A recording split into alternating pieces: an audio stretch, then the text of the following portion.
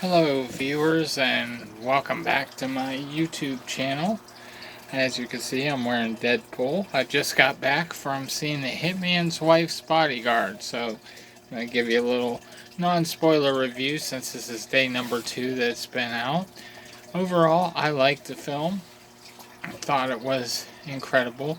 Saw a couple other YouTubers give it 3 and 4 stars, and I'm just like, what is wrong with these idiots? You gotta take a movie, especially a franchise, as what it is. You know, whether it's gonna be a comedy, an action. You know, in the Hitman's Wife's Bodyguard, just like the Hitman's Bodyguard, delivered and ran on all cylinders for me. It had its comedic moments, it had its action. Anna said at some points it had too much going on. I could agree with that, because at some points during the film it had a lot of stuff going on. A lot of shootouts, a lot of different individual fighting sequences. Again, no spoilers. So I ain't even going to mention the best parts. You're just going to have to go to the theater and see it for yourself. But I enjoyed it, and I enjoyed it, so a couple things that you've already seen in the teaser trailers is Morgan Freeman's in it. Of course, you get Samuel L. Jackson, who comes back as Darius Kincaid, Selma Hayek as his wife, and of course Ryan Reynolds. We're both Ryan Reynolds fans. Hold on. I had the police showing up out there. This is Warren, Ohio, Crime City, USA down here. So, just wanted to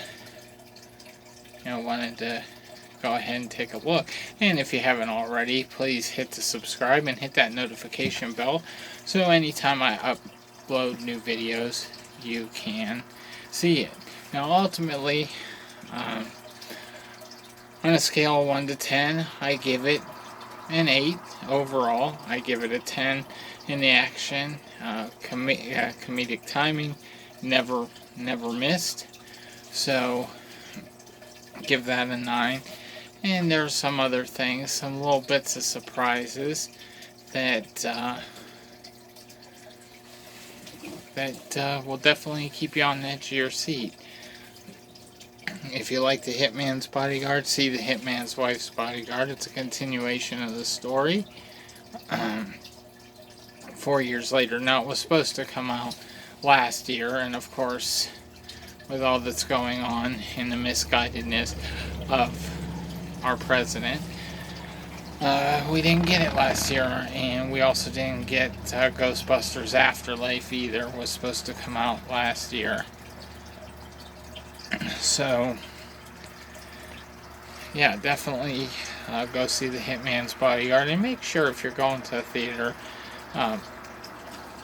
support the snack bar. I know it's expensive, and I'm going to explain to you a little why, because I used to work for a theater, and I used to see the goings on, and as you know, I worked in a theater, well, a drive-in theater. Well, what happens in those situations is during the first few weeks of a movie's run, box office, of course, is collecting 100%, your $13 per ticket,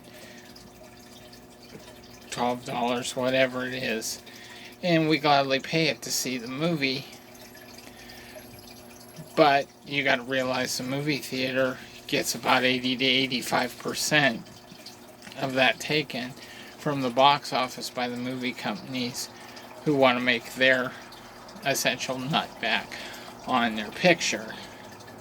So by week 3, when I worked there at this drive-in theater here in Warren, Ohio, the better of the two that we have here, actually, and by week 3, rather than getting 15%, we were maybe about 40-45%. We got to keep out of the box office, and this is why you see movies run for a long time, because honestly, they got to make their money back on those ones that early on. So if you go, say, to the movie theater on day 1 or day 2, and I happen to go see The Hitman's Wife's Bodyguard on day 2, and the tickets basically come to about $26, and the theater only gets to keep 15% of that, 10-15%. So we spent another $40 at the snack bar, which less the overhead. The theater gets all that as profit. And by overhead, I mean the cost of actually buying the items that they're selling and paying an employee. And of course, at this particular one, Regal Entertainment Group, Regal Cinemas, I'm not getting in any endorsement money, but I love their theater. I would love to work there, and honestly, I've never worked there, and I've been upstairs. Honestly, I've seen the projection room in that theater right around '96, when everything was still film. This was before everything went digital, and everything was still 35mm film, which I loved. 35mm film. You know, you get those artifacts on there, but, you know, ultimately, you know, you're getting an experience that you can't get with digital now. But so basically that kind of, so in the first 3 weeks, Regal's only taken 10-15% of the price you pay for the movie ticket. Now in a couple weeks, maybe the week after, so 3 weeks, again they might be seeing 45%. And then by the time you're at the 3 to 6 months mark, then the theater's making more of the money. But here's the downside to it. Everybody that wanted to see that movie has already seen it. And they paid the same ticket price as someone who will go 6 months later. The only difference is, you know, they get to take more, but they get less people through there. Now, we were in this theater, there was 10 people. Take that. They made $130 on ticket sales. $130. It's not a lot. There was 10 people in there. Honestly, back when I used to work at the Elm Road Triple Drive-In, when Twister was king, 1996, and everybody wanted to see Twister. We were running the Pamela Anderson movie, Barbed Wire, and some other movie I forget at this point. We literally get 2 cars show up. We'd say, we're not going to run it, because simply, you know, if you factor in that Barbed Wire was in maybe its 4th week, so the theater was taking about 40-45% on that. So you take two or 4 cars, whatever showed up that night. It was a ridiculously low number, but they basically were given the option, okay, you can trade in your tickets for Twister, or you could get your money back, because we're not turning the projector on for 4 cars. You know, if you've ever seen the lamp house on one of these projectors, this thing would probably, you know, blow through your monthly budget on electricity just running a couple movies on a Friday night or something. It consumes a lot of energy. Especially back then when everything was 35mm, basically concentrating, taking a lamp that's this big around and putting it through a little hole like this, right here, maybe a little smaller, but so you can scoff at those prices, and trust me, we got 2 large sodas. They were almost $7 a piece, $6.85 for this big cup of soda. But that's why these things cost more, because today, you know, if you take that, if you round it down, say that ticket was $10, maybe the theaters are getting $1 to $1.50 on a first run film in its first week of opening. So that's why the Coke costs so much and the popcorn costs so much. It's because that's where the theater makes their nut on the first 2 or 3 weeks of running a brand new movie. That's how they keep the lights on. That's how they can turn on the projector for 10 people in the theater. Because those 10 people, if they spend on an average of what we spent, that's $130 in the box office, another $400 at the concession stand. So you do the math. Out of $130, they're not taking much. And that's if with the tickets at $13. So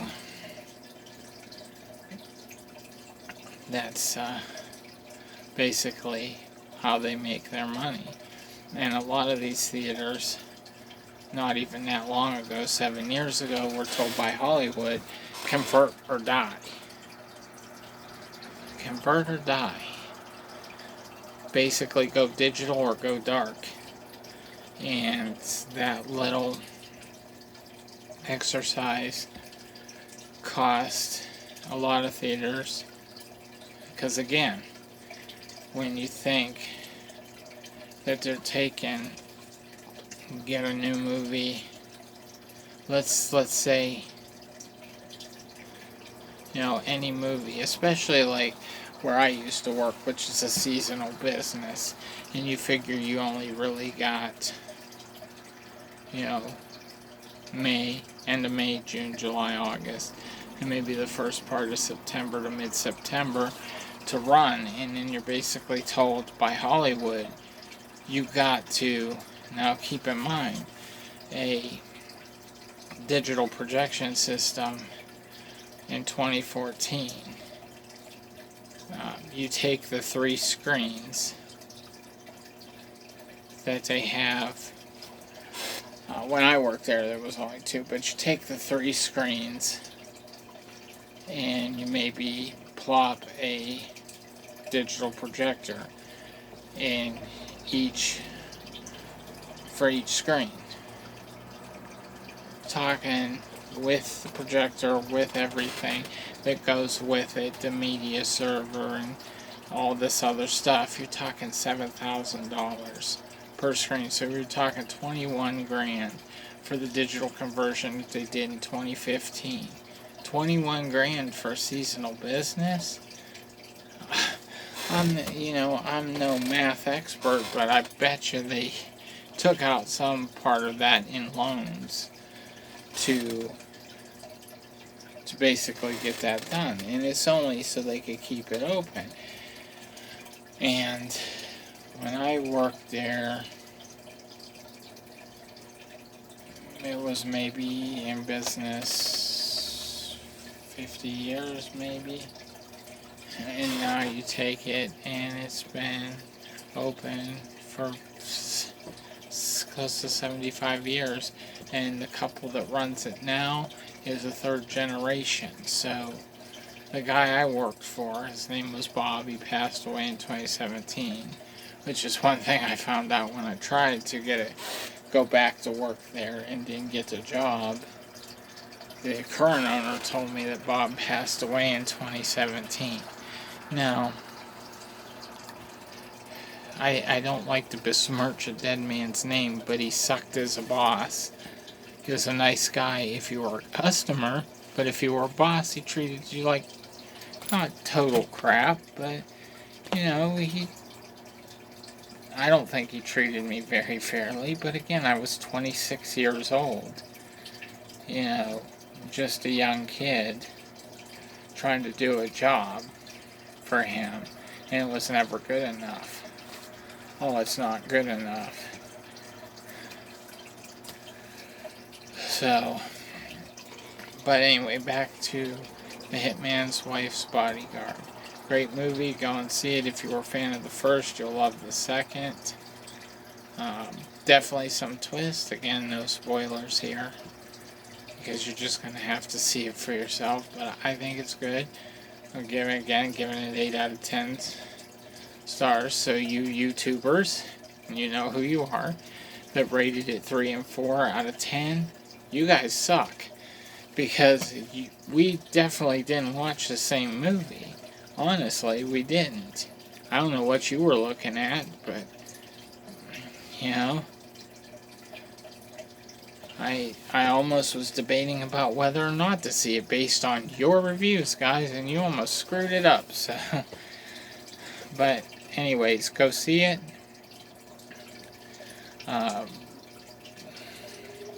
You go to fandango.com, put in your zip code. It'll tell you what's playing and where, so you can plan your trip. If you have a drive-in, I'll tell you what, the drive-in that I used to work at that went digital, honestly, the digital made, well, right after the conversion I saw Monsters University. It's great, but I miss 35mm. I'm not gonna lie. I miss that kind of stuff because you lived and breathed the film. You know, you were actually part of that. You know, anybody can push buttons on a computer, you know, and make the movie go. But old school projectionists, they have a job skill that